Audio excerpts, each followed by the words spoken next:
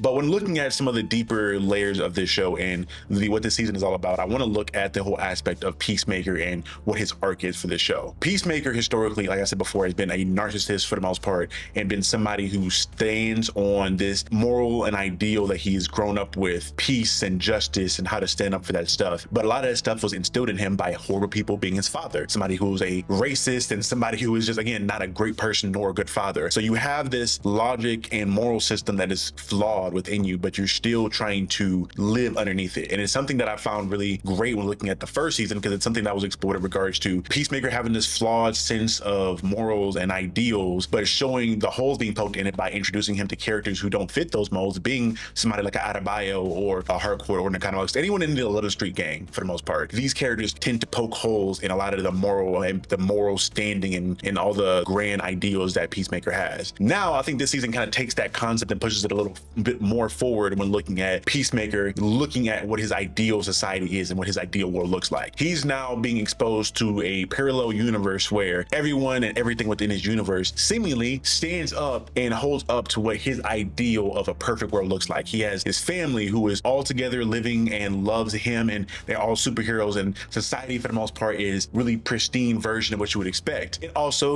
has that sense of white privilege that Peacemaker has that's being kind of showcased and hidden at the bottom. Because Peacemaker, obviously, like I mentioned before, is a white man who is conventionally attractive, who has big muscles, and he's a hero in this world and has a lot of grandstanding and influence within this world. People look up to him. So for the most part, when he's going into this world, he's not seeing anything as an issue. Everything is as he feels like it should be. But as soon as you bring in those other characters, like I mentioned before, like an Adebayo and a Harcourt and a Economos, who come into this world and are looking to bring Peacemaker back, when they get there, they immediately feel something's off. And Harcourt, being a white woman, is funny enough, the person to immediately acknowledge it whenever she's in the Argus area with him, is the whole idea that there aren't any, minorities or people of color around here. It's all white people. And it's something that she noticed from the moment they got there and saw how the society looked like.